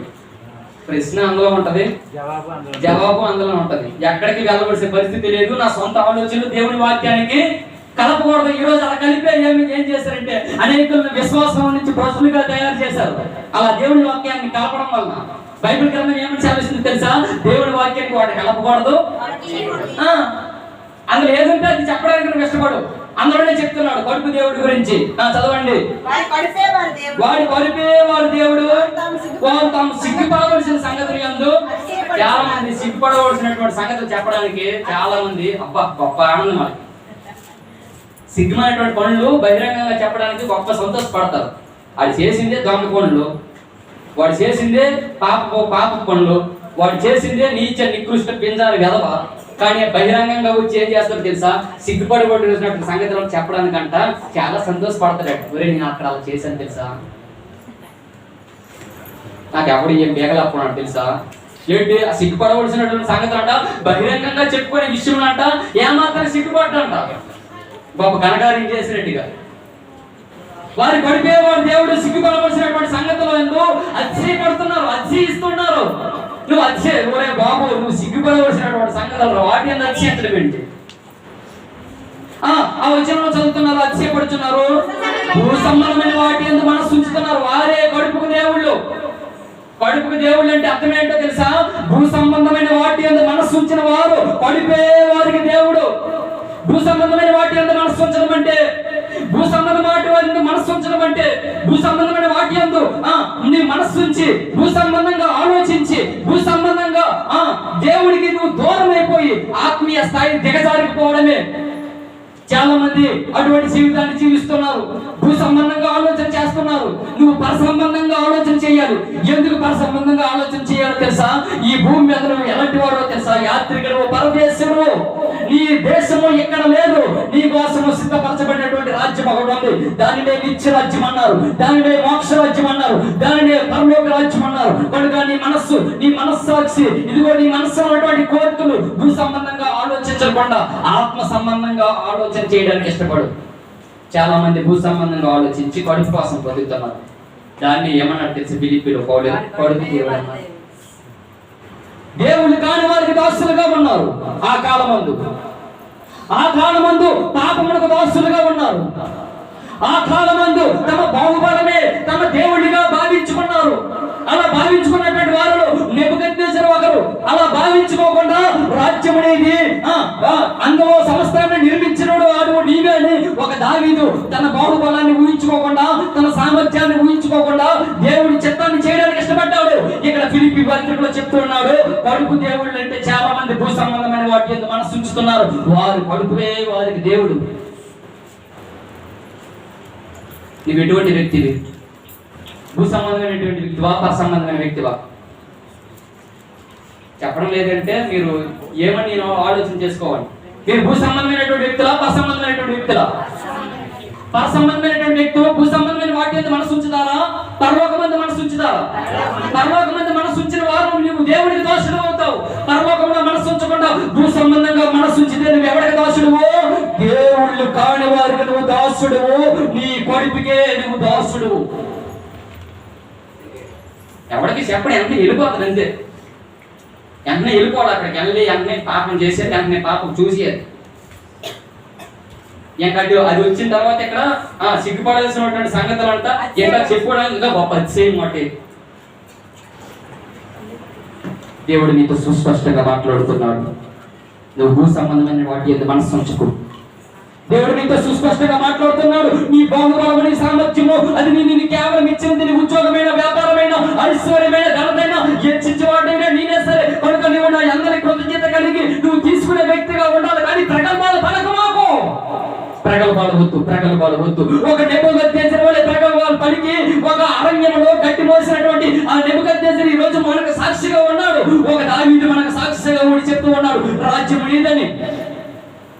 ఇంకా చాలా మంది దేనికి దోస్తులుగా ఉంటారు తెలుసా? ఒక మాట చెప్పి ముగించిన కాస్త 12 అవ్వలేదు, కాస్త టైం ఉంది, నా టైం పని చేస్తుంది.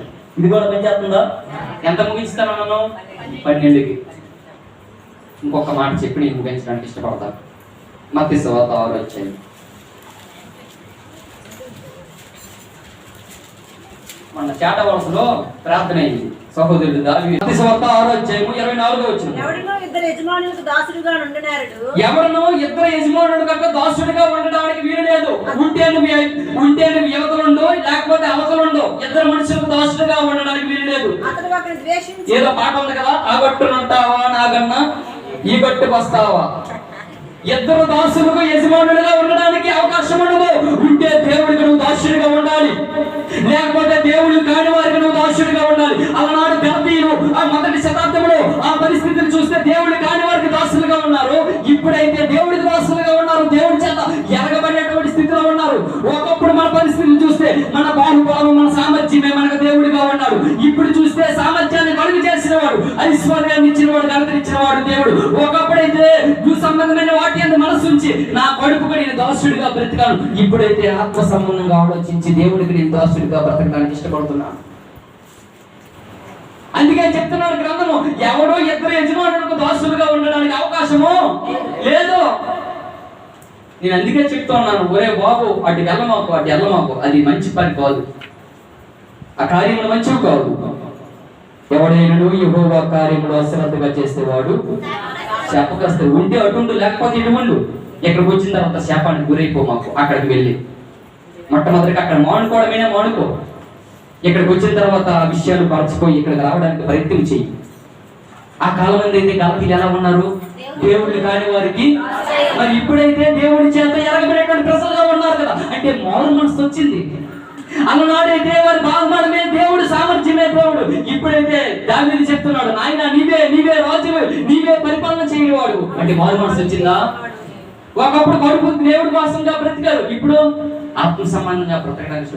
చదవండి. ఎవడైనా ఇద్దరు యజమానులు దాసులుగా ఉండనేరడు, ద్వేషించిన ఒకరిని ప్రేమించును లేదా పక్షంగా నుండి ఒకరిని తృణీకరించును. మీరు దేవుడికి సిరికిని దాసులుగా. సిరి అంటే ఏంటో తెలుసా? ధనమును నమ్ముకొని ఉండకూడదు. చెప్తూ ఉన్నాడు కొలస్సీ పత్రిక 3వ అధ్యాయం 5వ వచనములో. కొలస్సీ పత్రిక 3వ అధ్యాయం 5వ వచనములో, కావున భూమి మీద ఉన్నటువంటి మీ అవయవములను అనగా జాలత్వమును, కామతురతను, ద్రోషను, విగ్రహారాధన, ధనాపేక్షను చంపివేయండి. చాలా మంది ధనానికి దాసులుగా ఉంటున్నారు, ధనాన్ని ప్రేమించే వాళ్ళు చాలా మందిగా ఉంటున్నారు. అందుకే చెప్తున్నాడు కొలస్సీ పత్రికలో పౌలు గారు, మీరు ధనాపేక్షను, విగ్రహారాధనను చంపివేయండి. ధనాపేక్ష కూడా చాలా విగ్రహారాధన. డబ్బులు లేవు నా దగ్గర, ఏడన్నా నా దగ్గర డబ్బులు ఉండట్లేదు. మంచి డబ్బులు పూజించడం అంటే ఏంటో తెలుసా? 10,000 రూపాయలు కట్టవ్వంగానే దాన్ని బాగా కట్టి ఆ బీరువాలను పెట్టి తెల్లవారు లేచి లేవగానే మనకి అదే చూస్తుంది ఎక్కడ డబ్బులు పెరిగిపోతాయి. ఒకరోజు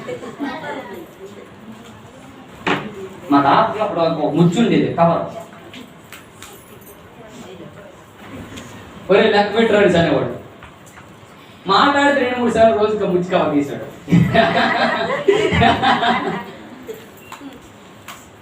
ఎందుకు బాగా కూడా ఆ బ్యాగ్ తర్వాత కొన్నాను అండి. ఒరే ముచ్చి కవర్ మీరు చంపివేయండి. ఒకవేళ 3,000 రూపాయలు చర్చి కోసం ఇచ్చారా, అది గొప్పగా భావించవద్దు. ఒకవేళ గొప్పగా భావించి 10 మందికి చెప్పారా, మీరు ఏం చేసినట్టుగా? డబ్బును ప్రేమించినట్టుగా, దేవుడి మందిరాన్ని ప్రేమించినట్టు కాదు. అక్కడ అర్థమవుతుందా? 3,000 రూపాయలు ఇచ్చి 30 మంది చెప్తే మీరు డబ్బును ప్రేమించిన వాళ్ళు, దేవుడి మందిరాన్ని ప్రేమించి ఇచ్చిన వాళ్ళు వారు. దేవుడి మందిరాన్ని ప్రేమించి ఇచ్చినటువంటి దావీదు బంగారాన్ని ఇచ్చాడు, బంగారాన్ని, వెండిని, లారీలు పోగులు వేసేసిన తర్వాత కూడా ఏముంటున్నాడో తెలుసా? నీకు ఇచ్చేటప్పుడు నేను ఎంత మాత్రపు వాడను, నీకు ఇవ్వడానికి నా దమ్ము సరిపోతున్నా, నా ధైర్యం సరిపోతున్నా, లేదయ్యా రాజ్యం అనేది నేను ఎంత మాత్రం వాడను. ఆఫ్టర్ ఒక చిన్నది నువ్వు ఇచ్చే దాంట్లో కాస్త ఇచ్చానంతే. ఇటువంటి మాటలు అందుకే ఎవరు మాట్లాడవద్దు. నా చెవులు పడే ఇటువంటి మాటలు. ఒకవేళ అటువంటి వారు ఈ మందిరంలో ఒకవేళ ఉండగలిగినటువంటి వ్యక్తులు ఎవరైనా ఉన్నారేమో ఒకసారి గమనించండి. మీరు ధనాన్ని ప్రేమించవద్దు. ఎవరిని ప్రేమించాలి? దేవుని మందిరాన్ని ప్రేమించండి, దేవుని సేవకులను ప్రేమించండి, దేవుని వాక్యాన్ని ప్రేమించండి, దేవుని వాక్యం ప్రకారంగా నడుచుకోవడానికి ఇష్టపడండి. ఇదిగో విగ్రహారాధకమైనటువంటి ఆ ధనాపేక్షను మీరు చంపివేయండి. అది లోపత్వము. ఇంకొక వచ్చిన చదువు ఎఫ్ఎసీ పత్రిక 5వ అధ్యాయం 5వ వచనము. ఎఫెసీ పత్రిక 5వ అధ్యాయము 5వ వచనము.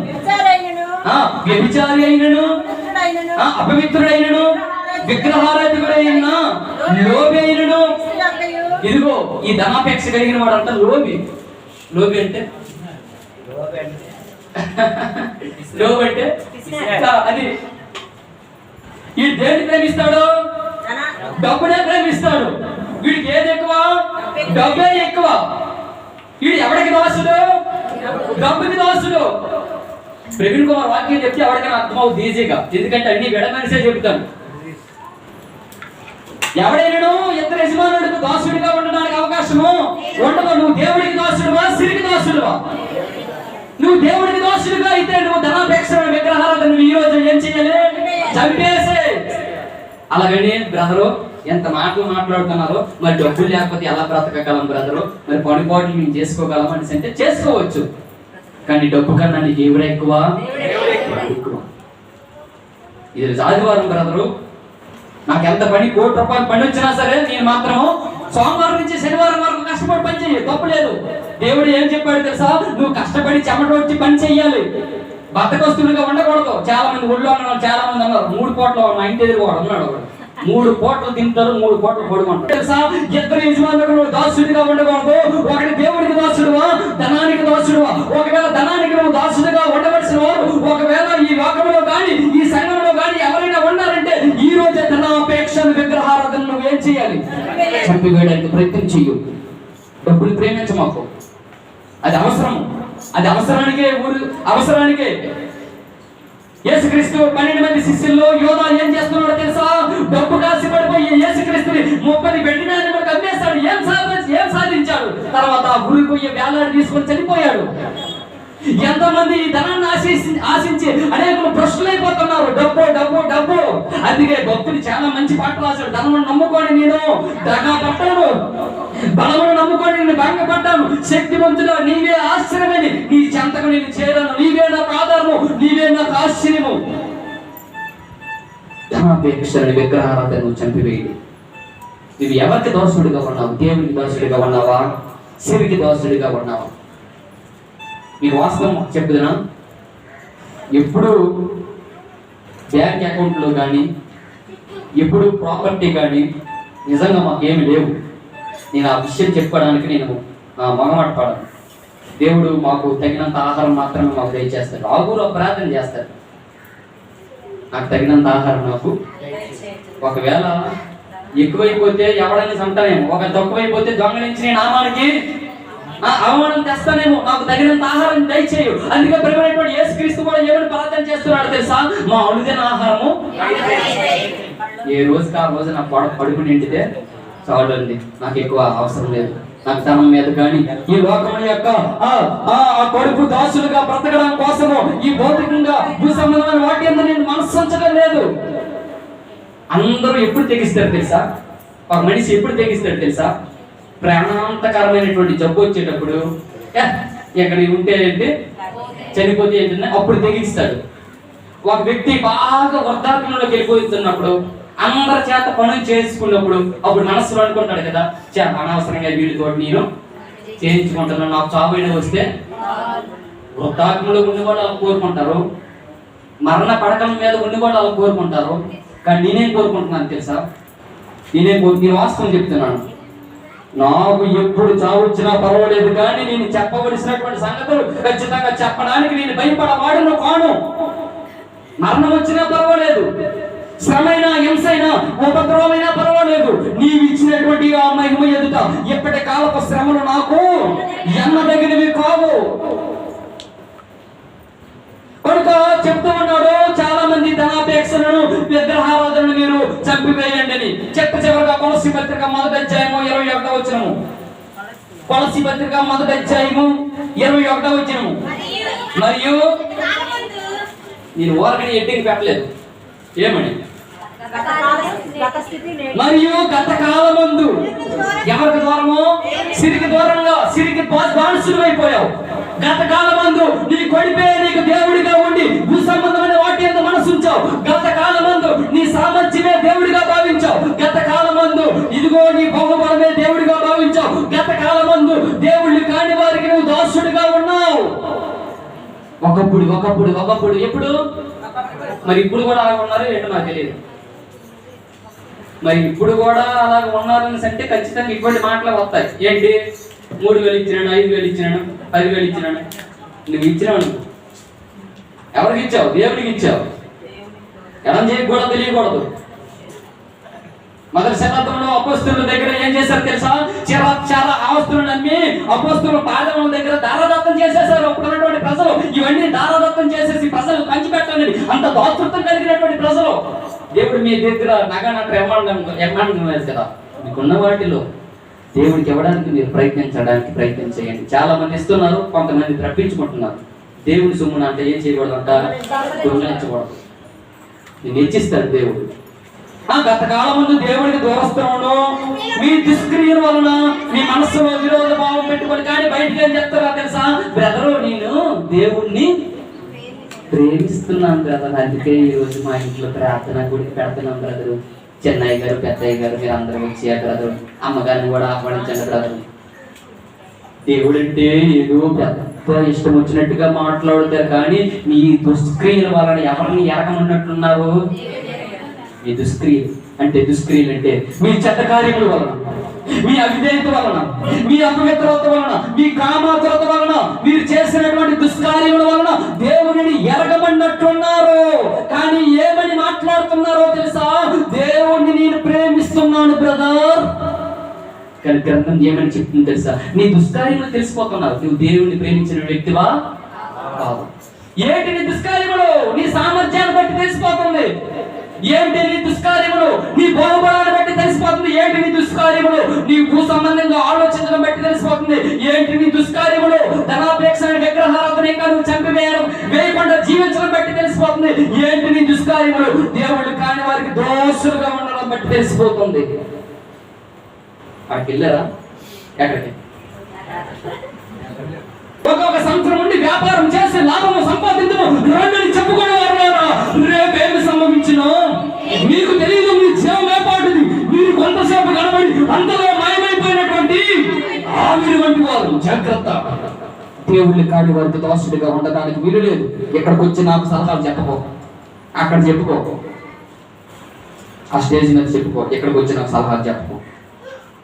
అటువంటి సలహాలు చెప్పిన మాటలు కూడా మీరు కూడా వీళ్ళ మాటలు వినండి, ఈ సహోదరుల మాటలు వినండి, ఈ సహోదరి మాటలు వినండి. వీళ్ళు ఎలా చెప్తారో నడుచుకోండి. ఎందుకంటే ఆదివారం ఆరాధనకు వచ్చిన వాళ్ళు వీళ్ళు, ఆదివారం ప్రభు వచనాన్ని తీసుకున్న వాళ్ళు వీళ్ళు, ఆయన శరీరంలో ఆయన రక్తంలో పాలే వాళ్ళు అవసరమైన వచ్చిన వాళ్ళు వీళ్ళు. వాళ్ళే ఉద్యోగాలు ఉంటారు. నువ్వు దేవుడికి దోషుడువా? ధనానికి దోషుడువా? సిరికి దోషుడువా? నీ భోగపరమైన నీ సామర్థ్యమే దేవుడిగా భావిస్తుంటున్నావా? దేవుడి కాని వారికి దోషుడిగా ఉండి ఒక్కడొక పట్టణానికి వెళ్ళి అక్కడ ఆరాధన చేసి ఇక్కడ మాట్లాడుతున్నావా? నో, అవకాశం లేదు. మీరు మాత్రమే యాజమాయిషి చేయవలసి ఉంది. నా బాధ అనిపించింది, చాలా బాధపడ్డాను.